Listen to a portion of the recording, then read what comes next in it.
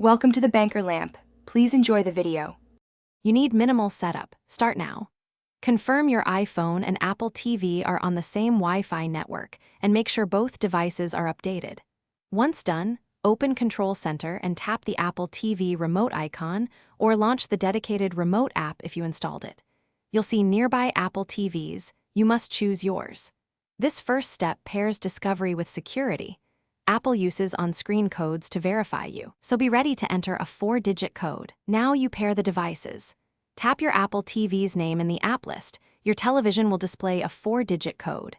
Enter that code on your iPhone when prompted and press Confirm. Make sure the Apple TV shows a successful pairing message.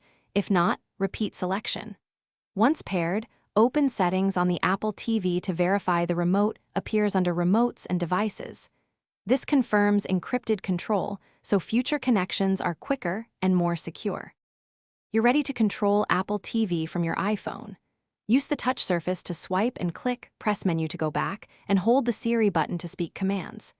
If the remote is unresponsive, first restart your iPhone and Apple TV, then retry pairing. Network glitches are the usual culprit. If problems persist, sign out of iCloud on both devices, sign back in, and repeat the pairing. This clears credentials and often resolves stubborn authentication errors. Thanks for watching. If this was helpful, leave a like and consider subscribing. See you next time.